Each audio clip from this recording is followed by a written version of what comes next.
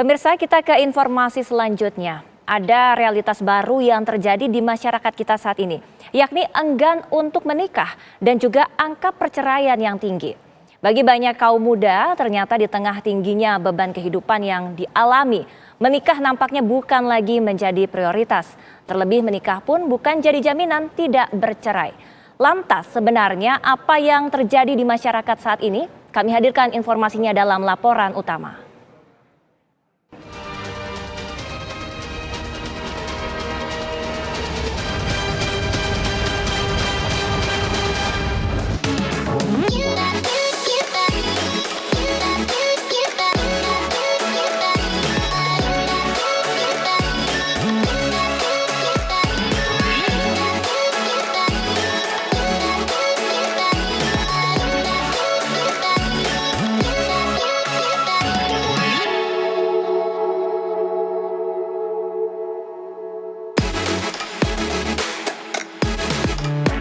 Keputusan menunda usia menikah dan memiliki anak menjadi pilihan banyak kaum muda di tanah air saat ini.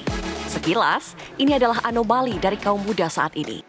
Mereka yang dekat dengan teknologi dan mampu mengakses informasi apapun dari manapun, nampaknya justru tidak ingin membawa ilmu-ilmu tentang pernikahan dan menjadi orang tua yang bertebaran di dunia maya ke kehidupan mereka.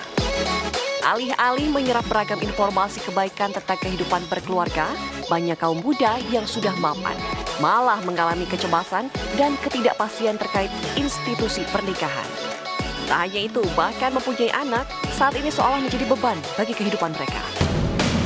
Dalam 3 tahun terakhir, Badan Pusat Statistik mencatat, secara nasional angka perkawinan mengalami penurunan drastis hingga 2 juta pasangan. Di Jakarta, angka perkawinan menyusut di angka nyaris 4.000, dari 47.000 menjadi 43.000 pasangan. Angka pernikahan terendah terpantau di wilayah Papua, dari kisaran 4.000 ke 1.000 pasangan. Kalau bicara sejarah panjang pernikahan pun itu semua berevolusi. Yang biasanya urusannya soal ekonomi memang, gitu ya. Karena kalau dengan menikah itu kan misalnya dianggap kita bisa naik kelas dan mendapatkan kemapanan.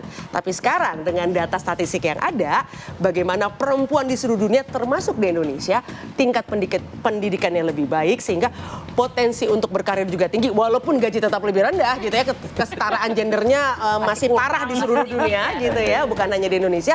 Ini membuat pilihan menikah karena untuk ekonomi pelan-pelan mulai ditinggalkan. Pelan finansial, tingkat kompetisi yang begitu kuat itu membuat susah mencari pekerjaan yang layak dengan tuntutan sekarang. Nah, tuntutan sekarang itu apa? Nah, ini yang menarik. Ini soal keuangan. Jadi gara-gara terpapar media sosial, standar keuangan juga berbeda.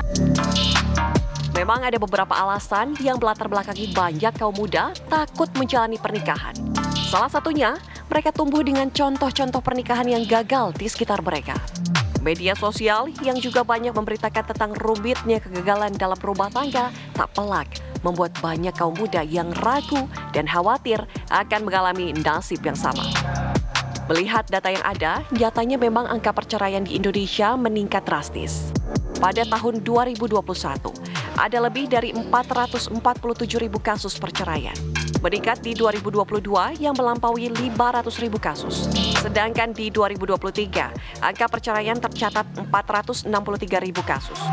Umumnya, perceraian terjadi karena perselisihan terus-menerus, disusul masalah finansial hingga kekerasan dalam rumah tangga. Kalau Anda sudah tidak merasa nyaman dalam pernikahan, khususnya perempuan, karena misalnya 2 dari 3 perempuan data dunia termasuk Indonesia itu mengalami kekerasan. KDRT. Sekarang perempuan menjadi jauh lebih tanda kutip percaya diri untuk lepas dari siksaan pernikahan yang tidak sehat. Toxic relationship. Yang tidak sehat ya, artinya pernikahan banyak sekali yang sehat, tapi itu semua harus diupayakan dari dua belah pihak.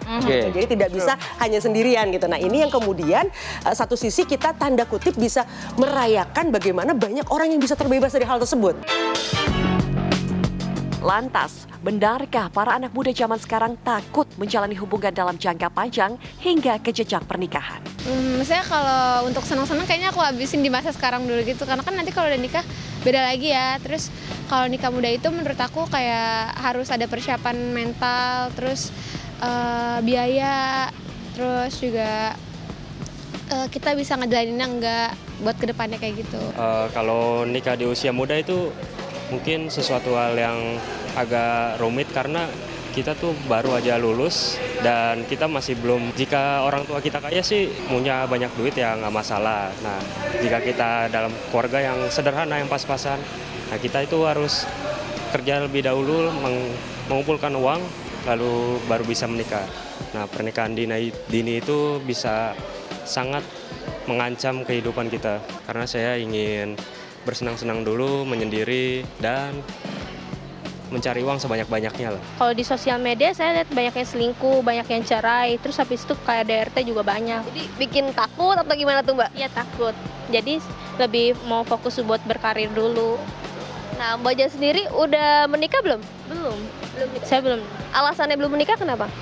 Ingin fokus berkarir sih, terus habis itu mental juga belum stabil. Kalau untuk penurunan angka perkawinan tuh, ya satu tuh pasti karena faktor finansial yang belum siap, terus juga mental dari diri masing-masing. Kalau aku sih ya pengen fokus berkarir dulu, memperbaiki diri dulu. Nah ini kan juga ada faktor banyak perempuan yang lebih memilih berkarir juga daripada menikah. Itu tanggapannya seperti apa Mas? Ya itu yang jelas sih, kalau aku sih ya sadar ya sebagai cowok, istilahnya bahasa kita tuh perempuan mana sih yang mau hidupnya kurang enak gitu atau hidupnya susah, bahasa kasarnya gitu kan. Jadi ya orang tuh pada mentingin karir sendiri dulu rata-rata. Tak adil rasanya jika menghakimi kaum muda yang menunda menikah dan punya anak. Alasan mereka pun tepat, sebab mereka saat ini memilih fokus pada pengembangan diri, pendidikan, juga karir serta kesuksesan sebelum memikirkan pernikahan. Banyak percobaan dan bentuk-bentuk komitmen yang casual dan semi ini karena orang jadi berpikir ngapain saya punya ini. Jadi seperti ada bukunya Bu Rani Anggraini, pertanyaannya bagus, mengapa saya menikah? Gitu. Jadi pertanyaan adalah untuk join financial. Ya kalau saya udah punya mandiri secara finansial menurut research gitu ya. Kenapa saya harus join? Iya. Apa yang saya inginkan gitu ya. Dan termasuk Gen Z ini adalah termasuk generasi yang sangat peka secara mental gitu ya. Walaupun dibilang generasi strawberry. Mereka peka secara mental tapi gitu ya pengelolaan mental mereka juga kadang-kadang lebih percaya pada Mbak Google dibandingkan datang ke profesional gitu ya. Apapun pilihan kaum muda sekarang, semoga tetap berada di jalan yang benar, mengingat masa depan Indonesia ada di tangan kaum muda saat ini.